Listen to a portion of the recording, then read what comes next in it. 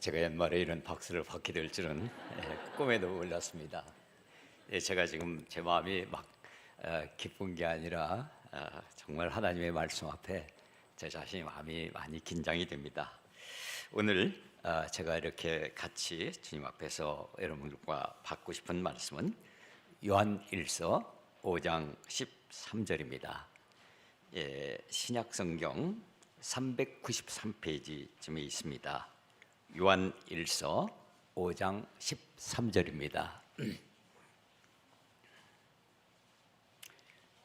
자, 우리 자리에서 일어나셔서 이 말씀을 같이 읽으면서 우리가 이 말씀을 청종하는 마음을 가집시다. 같이 읽겠습니다. 내가 하나님의 아들의 이름을 믿는 너희에게 이것을 쓰는 것은 너희로 하여금 너희에게 영생이 있음을 알게 하려 함이라. 아멘.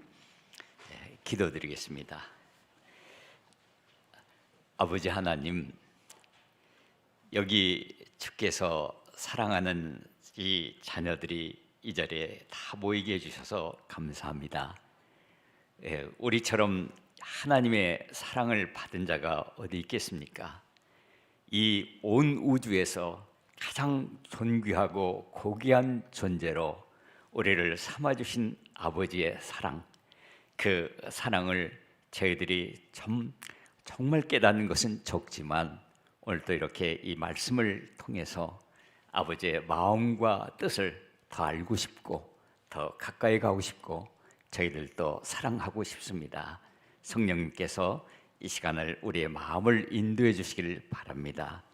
또 어린이들도 있는데 어떻게 이해가 될지 모르겠습니다. 주님이 가르쳐 주시기를 바랍니다. 예수님의 이름으로 기도드립니다. 아멘. 제가 오늘 이 말씀의 제목은요, 영생과 형제 사랑이라고 제목을 잡았습니다.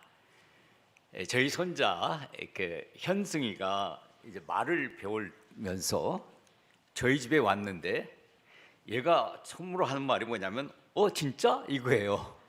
그래서 꼬마가 진짜 그러니까 굉장히 신기했어요.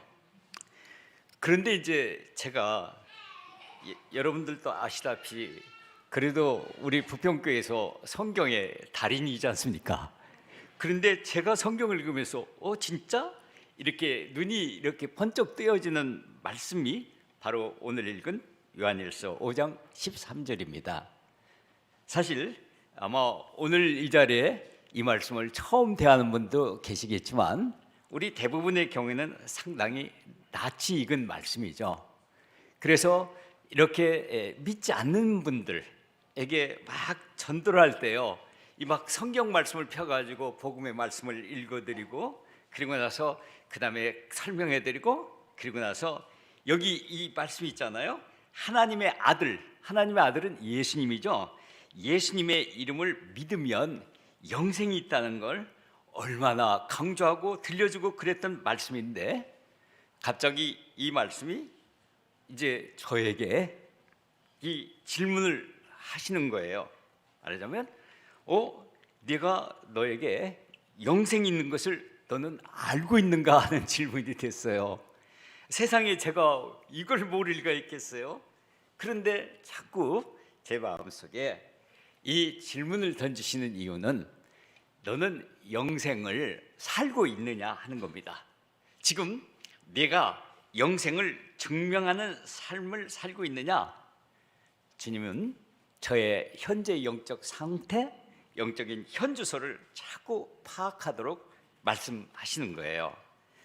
사실 이 성경은 이제 여러 사람들이 쓴 책이죠. 그런데 이 성경은 여기 요한일서는 이제 편지입니다. 편지인데 성경의 기록 가운데에서 맨 마지막으로 기록되었다. 많은 학자들이 이렇게 보고 있습니다. 그러니까 맨 마지막으로 기록된 성경 가운데서 결론 부분에 와서 이 말씀을 하고 계시는 겁니다. 도대체 왜 이 말씀을 하실까? 하나님의 아들 이름 누구라고 그랬죠? 예수님이죠. 예수님의 이름은 믿는데 자기에게 영생이 있음을 모르는 사람들에게 이 말씀을 하시는 걸까? 아니, 이 말씀을 지금 읽고 있는 사람들 중에서 자기에게 영생이 있는 것을 모를 수가 있겠어요? 그럴 리는 없습니다. 그런데 이제 영생이 뭐냐? 여러분, 영생이라는 건 문자적으로 얘기하면 영원한 생명이에요. 그러나 좀 더 진짜 영생은 뭐냐면 하나님의 생명이란 말입니다. 그래서 이 하나님의 생명을 우리가 정말 이 영원토록 하나님과 이 사랑의 관계 속에서 영원토록 하나님의 자녀로서 가족으로서 누릴 것을 영생이라고 그런단 말이죠. 그러니까 여러분들이 알고 있는 단어 중에서 제일 아름다운 단어가 뭡니까? 각자 다 다르겠죠. 그런데 제일 아름다운 단어를 꼽으라면 저는 영생이라고 꼽겠어요. 이 영생은 바로 하나님의 선물이에요. 저는 여기서 굉장히 오해를 받았거든요. 정말 오해를 제가 했던 건 뭐냐면 이걸 하나님의 선물이라고 생각한 게 아니고 제가 애써서 받는 걸로 생각을 했단 말이죠. 여러분, 영생은 뭡니까? 하나님의 아들 예수님의 이름을 믿는 자, 오직 믿음으로 믿는 자에게 주신 선물이란 말이죠. 여러분, 5장 1절을 보시면요, 예수께서 그리스도이심을 믿는 자마다 또 영생을 가졌다고 말씀하시고 계세요. 그러니까 예수가 그리스도임을 믿는 자, 이게 바로 하나님이 주시는 선물이 영생이란 말이죠. 저는 초등학교 2학년 때부터 교회를 다녔어요. 그래서 20년 동안 교회를 다닌 동안에 영생이란 말은 수도 없이 들어왔죠. 여기 우리 초등부 주일학교 어린이들도 요한복음 3장 16절 알죠? 한번 할 수 있어요? 하나님이 세상을 이처럼 사랑하사 독생자를 주셨으니 이는 저를 믿는 자마다 멸망하지 않고 영생을 얻게 하려 하심이라. 이걸 줄줄줄 외웠잖아요. 그런데 아까도 말씀드린 것처럼 저는 영생은 착한 사람, 정말 의롭고 죄 안 짓는 사람이 받는 건 줄 알았어요. 또 목사님이나 선교사나 어떤 순교자와 같은 막 대단한 사람에게 주시는 걸 알았어요. 그런데 알고 보니까 뭐예요? 예수님이 하나님의 아들이신 것을 믿는 것, 또 아까 지금 읽은 5장 1절에 있는 말씀처럼 하나님의 아들인 예수께서 그리스도임을 믿는 것이 영생이구나. 이걸 모르고 살았던 거예요.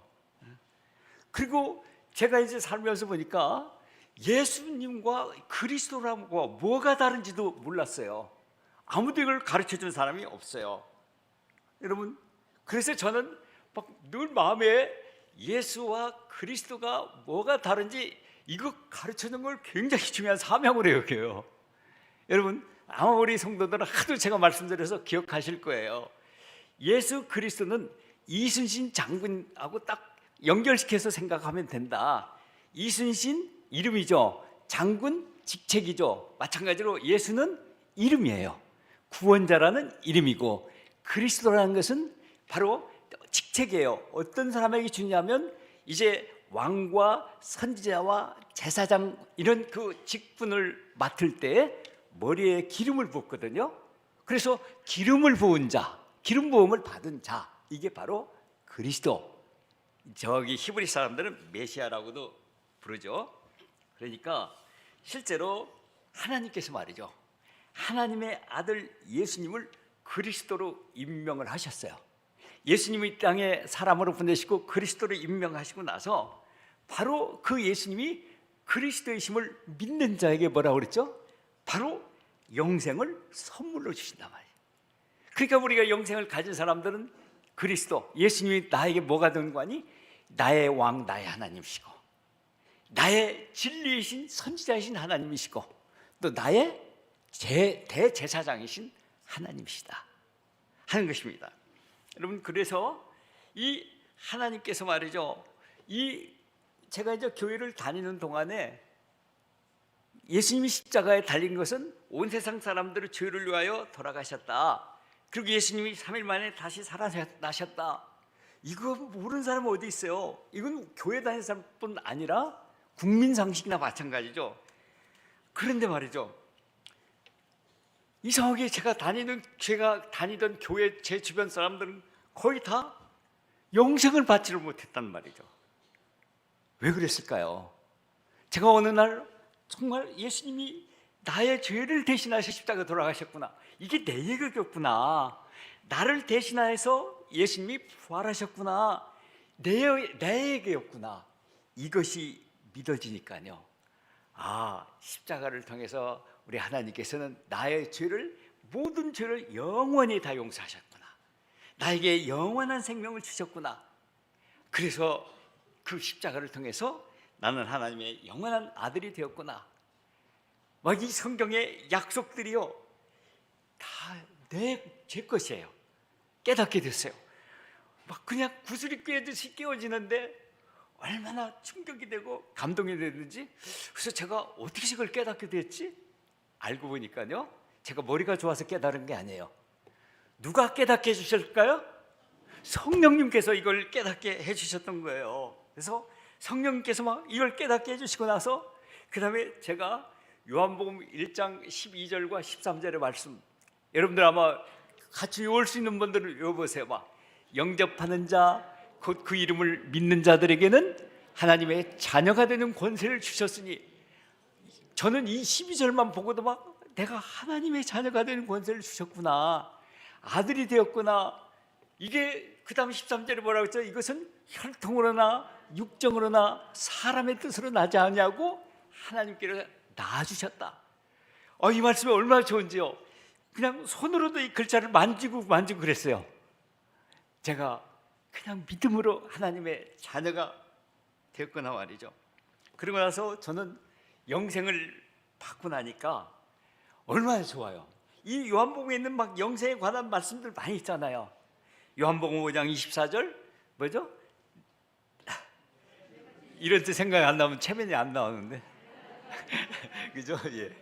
내 말을 듣고 나 보내신 이를 믿는 자는 영생을 얻었고 심판에 이르지 아니하나니 사망에서 생명으로 옮겼느니라. 6장 47절 믿는 자는 영생을 가졌나니. 또 10장 28절 29절 내가 저에게 영생을 주노니, 그 다음에 뭐죠? 영원히 멸망치 아니할 것이요. 또 저희를 주신 내 아버지는 자녀보다 크심에 아무도 아버지의 손에서 빼앗을 수 없느니라. 얼마나 정말 저는 막 사람들한테 제가 너무 늦게 깨달았기 때문에 안타까워서 막 얘기하고 들려주고 그렇게 했는데요, 제가 깨닫게 된 건요, 이 사람들이 공부 많이 하고 또 똑똑하다고 해서 글을 아는 게 아니더라고요. 성경을 읽는데 무슨 말인지를 읽지를 못해요. 생각해 보세요. 요한복음 5장 24절 다시 한번 읽어보시면, 내 말을 듣고 나 보내신 이를 믿는 자는 뭐죠? 영생을 얻었고, 그런데 이 말이 안 보이는 거예요. 문맹이에요. 그래서 영생을 얻을 것이다?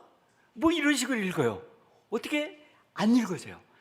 그래서 성경이 있는 그대로 영생을 얻었다, 믿는 자는 얻었다, 사망에서 생명으로 옮겼다, 이 말씀을 그냥 문자 그대로 읽어지는 게 누가 그렇게 해주냐면 성령께서 눈을 뜨게 해주셔야 된다는 것을 제가 알게 된 거예요. 여러분, 그리고 나서 저는 이렇게 우리 사랑하는 여러 교회 식구들 우리가 보고 있으면요, 여기 요한일서 2장 12절에서 14절에 교회 구성원들이 나와요. 아비들이 있고 청년들이 있고 또 뭐가 있죠? 아이들이 있어요. 그러니까 이 말은 뭐죠? 영적 수준이 각각 다르다는 거죠. 그런데 그 아이들이든 아비들이든 공통점이 있어요. 그 공통점은 뭘까요? 그것은 바로 태초부터 계시니 예수님을 알고 있다는 거예요. 그러니까 저는 우리 교회 부평교회 이 주일학교 어린이들부터 여기 정말 연로하신 노성도님들 모두까지 우리가 다른 건 다 달라들어도 한 가지 분명하게 가진 것은 뭐죠? 태초부터 계신 이 누구예요? 예수님을 우리는 알고 믿고 있다. 우리는 영생을 바로 그래서 받은 사람이다 하는 것입니다.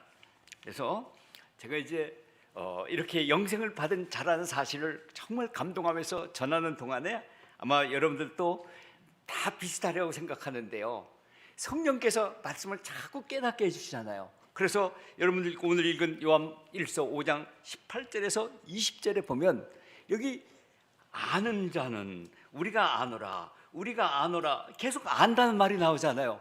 우리가 어떻게 알게 됐어요? 18절에 보면 우리가 막 뭐죠? 하나님께는 난 자는 범죄하지 않는다. 그래서 악한 자가 만지도 못한다.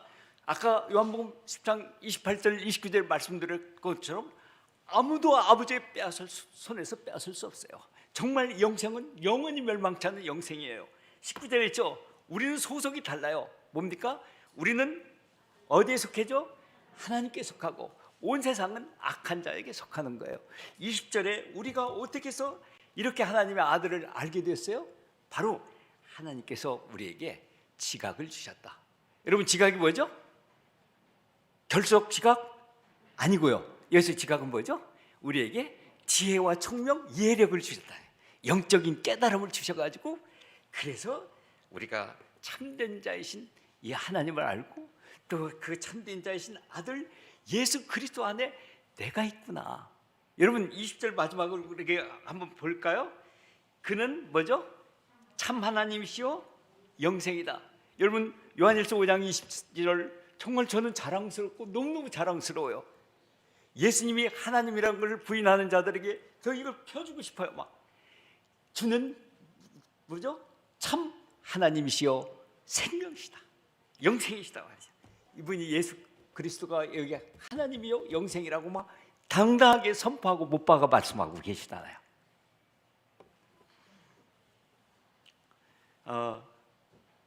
그런데 이제 다시 한번 돌아오면 이 성경을 아는 건 많은데 이렇게 아는 사람에게 왜 오늘 요한일서 5장 13절 내가 하나님의 아들의 이름을 믿는 너에게 영생을 있음을 알게 하려 하노라 이 말씀을 왜 하셨을까요?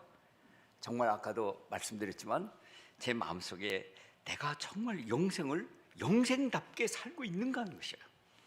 나의 삶을 통해서 어떻게 이 영생이 증명이 될 수 있는가 하는 것이에요.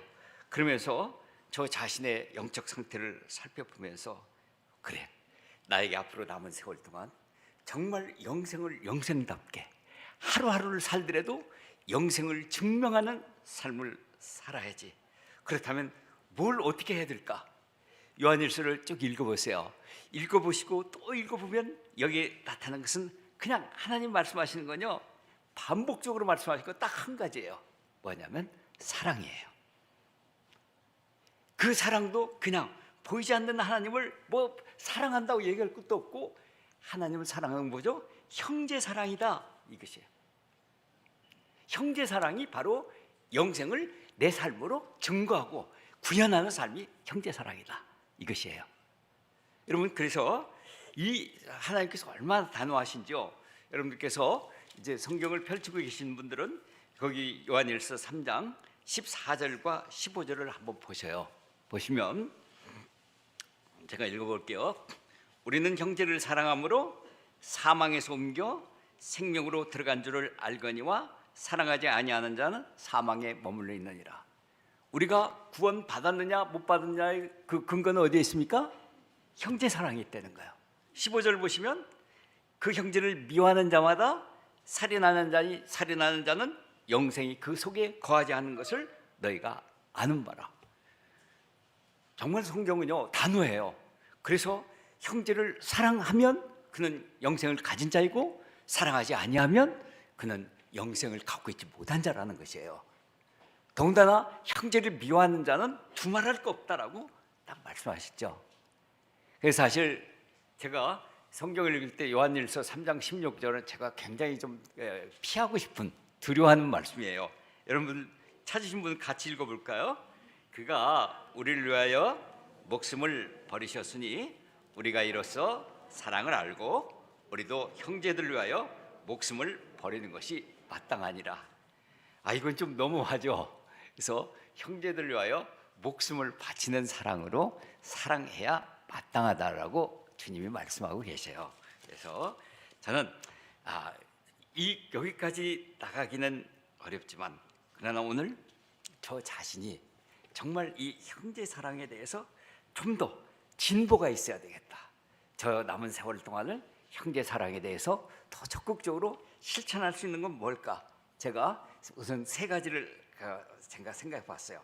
뭐냐면 첫 번째 제가 생각된 건 뭐냐면 이 영생을 풍성하게 누리기 위해서 형제 사랑을 하기 위해서는 첫 번째 나는 제일 그 걸림돌이 되는 건 뭐냐면 제가 용서를 맞으면 형제를 불쌍히 여기는 마음이 없다는 것을 제가 봤어요. 제가 이렇게 자꾸 막 말씀을 읽고 말씀을 가르치고 그러다 보니까 때때로 막 형제들에 대해서 좀 냉정하고 객관적이고 그렇게 하다 보니까 불쌍히 여기는 마음이 참 없는 것을 너무너무 뼈저리게 느꼈어요. 여러분, 사실 우리가 누구를 불쌍히 여긴다는 것은 그 쉬운 일이 아닙니다. 왜냐하면 그 사람이 현재 어떤 상황에 처해 있는지를 알아야 속에서부터 우러나오는 공감이 있고 불쌍히 여기는 거 아니겠어요? 그런데 그게 잘 안 돼요. 그래서 제가 기도하기 시작했어요. 그래서 주님, 제가 아무리 막 형제들을 불쌍히 여기는 마음을 갖고 싶은데 불쌍히 여기는 마음이 없어요, 제가. 그래서 불쌍히 여기는 마음이 없는 저를 좀 불쌍히 여겨달라고 1년 동안 기도 많이 했어요. 그러니까 주님께서 그래도 조금씩 이렇게 제 마음을 열어주시는 것 같아요. 여러분들은 여전히 그냥 이제 늙어가니까 얼굴도 딱딱해지고 그래서 표정이 그런 것 같지만 제 마음속으로 진보가 있어요. 그리고요, 그다음에 이제 두 번째로 제가 형제 사랑을 위해서 정말 제 마음에 다짐했던 건 뭐냐면 이 형제를 진짜로 존중하고 싶다, 존중해야 되겠다 하는 것이었어요. 사실 성경에서 가르쳐주는 우리 형제들은요, 함께 하늘의 부르심을 받은 이 형제들은 하나님의 가족이잖아요. 하나님의 가족이기 때문에 여러분 한번 생각해 보세요. 이 성도 한 분 한 분 속에 이분의 안에 하나님이 계신 분이에요. 온 우주 가운데서 이렇게 존귀한 분이 어디가 있어요? 그런데 이제 우리가 여러 가지 사정으로 인해서 이제 정말 그 형제에 대한 존경심을 잃어버리고 그런 게가 참 많잖아요. 저는 제가 이렇게 마음이 저 자신도 쓸쓸해지고 또 마음으로부터 힘들어할 때마다 제가 정말 제일 많이 읽는 성경 말씀이 요한일서 3장 1절과 2절이에요. 그래서 이 요한일서 3장과 1절을 읽으면서 저는 정말 많이 회복됐어요. 여러분들 한번 찾아보시면 한번 찾으신 분들은 같이 읽어볼까요? 보라, 아버지께서 어떠한 사랑을 우리에게 베푸사 하나님의 자녀라 일컬음을 받게 하셨는가? 우리가 그러하도다. 그러므로 세상이 우리를 알지 못하면 그를 알지 못함이라. 사랑하는 자들아, 우리가 지금은 하나님의 자녀라 장래에 어떻게 될지는 아직 나타나지 아니하였으나 그가 나타나심이 되면 우리가 그와 같을 줄 아는 것은 그의 참모습 그대로 볼 것을 인함이기 때문이다. 정말 감동이 돼요. 여러분들도 한번 그 기도하실 때마다 마음에 어떤 그 막 새로운 회복을 원하실 때 한번 읽어보기를 권하고 싶어요. 어떠한 사랑을 베푸사 우리가 하나님의 자녀라가 일컬음을 받게 하셨는고, 제가 어떻게 해서 하나님의 아들이 되었을까요? 너무너무 신기해요. 남들은 저를 몰라주죠. 여러분들 사랑하는 여러분들 직장에서 여러분들의 환경에서 남들은 몰라주죠. 그 일제에 뭐라 그러냐, 이 세상이 우리를 알지 못하는 건요, 하나님 몰라서 그렇다는 거예요. 그렇게까지 우리를 위로하시면서 특별히 제가 2절에 보면요, 사랑하는 자들아 우리가 지금은 하나님의 자녀라. 그 처음에는 이게 무슨 말씀인지 그랬어요. 왜 지금은이라고 얘기할까? 그죠? 그냥 지금이라고 하면 되는데 왜 은자를 붙였을까? 저는 생각해 봅니다. 사실 우리가 살다 보면 나 자신이 막 초라해지고 나 자신이 스스로가 막 어떤 때는 내가 믿는 걸까? 자포자기하고 싶은 그런 때에도 주님을 지금은 너 하나님의 자녀야. 과거는 어쩔지 모르지만 지금도 하나님의 자녀야. 들려주는 음성이 너무너무 좋아요. 그래서 그래. 그리고 여기 말씀하신 것처럼 이제 예수님이 오시면 우리가 예수님과 같은 모습으로 될 거예요. 누가요? 저만이 아니고 여러분들 한 분 한 분이 그렇잖아요. 막 이 지상에서 다 사실 왕 같은 제사장이고 또 또 하나님의 영원한 아들이에요. 지금 영원한 아들로서 영원한 아들답게 살기 위해서 여러분들 다 각자의 환경에서 연수받고 있는 거죠. 그죠? 그게 사실 우리가 참 너무 미치지 못하지만 그러나 하나님의 영원한 자녀들이다. 여러분, 그래서 제가 저 자신에게 자주 들려주고 결심하는 말, 내가 오늘 교회 왜 가야 되는가? 여러분, 교회 왜 오셨어요?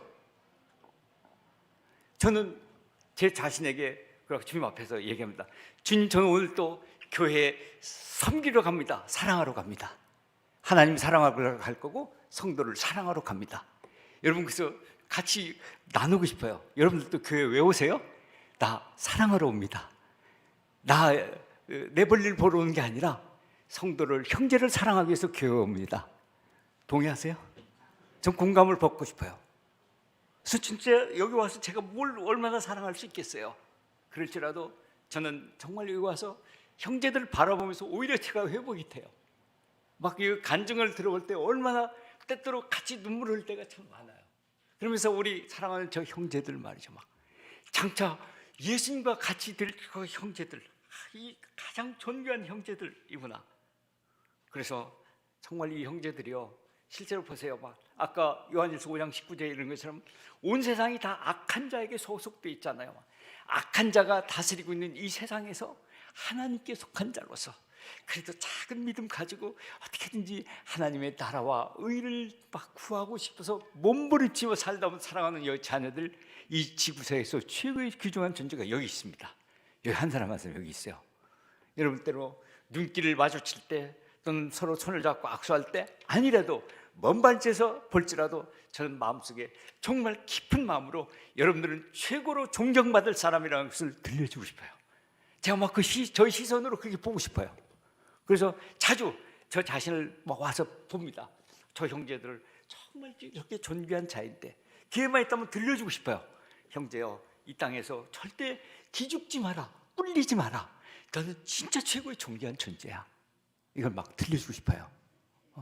막 심어주고 싶어요. 막 격려하고 싶어요. 주님께서 이제 저에게 이렇게 형제 사랑에 대해서 저의 마음가짐을, 첫째는 저 자신이 막 불쌍히 여기는 마음을 자꾸 발전시켜야 되겠다.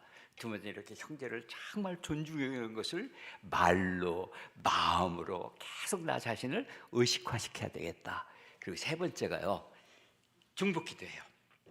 이거는 정말 저 자신이 굉장히 막 고민하면서 더 해보고 싶은 것이 중보기도예요. 여러분 있잖아요, 여기 그 요한일서 5장 13절에 읽고 나서요 14절부터 17절까지 무슨 얘기 나오냐면 하나님 바로 뭐 얘기하냐면요, 기도 얘기하시는 거예요. 얼마나 기도를 강력하게 말씀하실지 몰라요. 그래서 우리가 영생을 가진 자는요 실제로 하나님 앞에 담대하게 기도하는 자예요. 근데 담대하게 어떻게 기도할 수 있냐면 하나님의 뜻대로 무엇을 구할 때. 그래서 하나님의 뜻대로 무엇을 구하는가, 가장 하나의 케이스가 뭐예요? 그 실제로 본 것이 16절에처럼 죄범하는 형제를 위해서 기도하라는 거예요. 그렇구나. 하나님의 뜻대로 하는 이 기도, 정말 형제를 위한 기도, 이것은 하나님 그렇게 기뻐하시고 경청하실 준비가 다 돼 있어요.